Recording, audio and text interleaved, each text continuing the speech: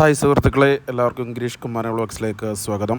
അപ്പോൾ ഇന്ന് നമ്മൾ ഹംപിയിലേക്കുള്ള യാത്രയുടെ രണ്ടാമത്തെ ദിവസമാണ്. ഹംപിയിൽ ഹൊസപ്പേട്ട റെയിൽവേ സ്റ്റേഷനിൽ എത്തിച്ചേർന്നതിന് ശേഷം ഞങ്ങൾ മങ്കി ടെമ്പിളിലേക്ക്. ഈ ഹംപി എന്ന് പറഞ്ഞത് ടെമ്പിളുകളുടെ സിറ്റിയാണ്. അപ്പോൾ നമ്മൾ ആദ്യം പോകുന്നത് മങ്കി ക്ഷേത്രമാണ്. നമ്മൾ ഈ സ്ട്രീറ്റ് ഫുഡൊക്കെ ടേസ്റ്റ് ചെയ്തതിന് ശേഷം, സ്ട്രീറ്റ് ഫുഡാണ് കൂടുതൽ ലഭിക്കാറുള്ളത്, വലിയ മൾട്ടി സ്റ്റാർ ഹോട്ടലുകളൊന്നും അവിടെ ഇല്ല.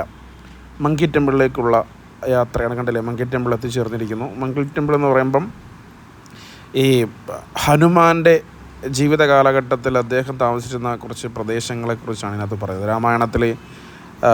രാമായണത്തിൽ പ്രതിപാദിക്കുന്ന ഹനുമാൻ താമസിക്കുന്ന പ്രദേശങ്ങളൊക്കെ ഈ ഹംപി പ്രദേശത്തൊക്കെയാണെന്നാണ് ചരിത്രത്തിലും അതേപോലെ തന്നെ ഇതിലൊക്കെ രേഖപ്പെടുത്തിയിരിക്കുന്നത്. അപ്പോൾ അതുകൊണ്ട് നമുക്ക് ആ പ്രദേശങ്ങൾ കാണുക എന്നുള്ളതാണ് നമ്മുടെ ആദ്യത്തെ ലക്ഷ്യം.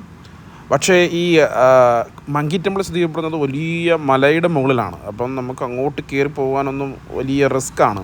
പക്ഷേ ആ മലയിലേക്ക് എത്തിച്ചേർന്നാൽ ഹംപിയുടെ ഒരു ടോപ്പ് വ്യൂ ഒക്കെ നമുക്ക് കാണാൻ സാധിക്കും. അതുകൊണ്ട് ഇതാണ് മങ്കി ടെമ്പിളിൻ്റെ ടോപ്പ്.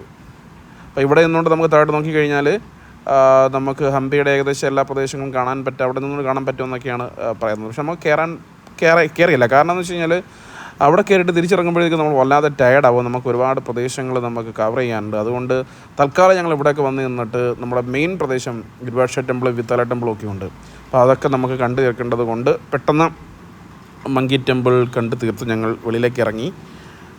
അത്യാവശ്യം അവിടെ നിന്ന് പർച്ചേസ് ചെയ്യാനുള്ളതൊക്കെ ചെയ്തിട്ട് കൂടുതൽ സാധനങ്ങളൊന്നുമില്ല. എല്ലാം കൂടുതലും ജയ് ശ്രീറാം, ജയ് ഹനുമാൻ ഒക്കെ വിളിച്ചുകൊണ്ടുള്ള യാത്രകളാണ്. കുറച്ച് മങ്കിയൊക്കെ ഉണ്ട്, അവിടെ ഉണ്ട്. പക്ഷേ എനിക്ക് തോന്നുന്നു ഇതിനേക്കാളും തോന്നിയൊക്കെ നമ്മുടെ ശാസ്താംകോട്ട ക്ഷേത്ര പരിസരത്തുണ്ട് മങ്കി ടെമ്പിൾ എന്ന് പറഞ്ഞെങ്കിലും അത്രയും വലിയ മങ്കികളുടെ ധാരാളിത്തമൊന്നും അവിടെ കാണുന്നില്ല. എന്തായാലും ഞങ്ങൾ അവിടെ എത്തിച്ചേർന്നതിന് ശേഷം ഞങ്ങൾ തിരിച്ചടുത്ത സ്പോട്ടിലേക്കുള്ള യാത്രയാണ്. Okay, thank you.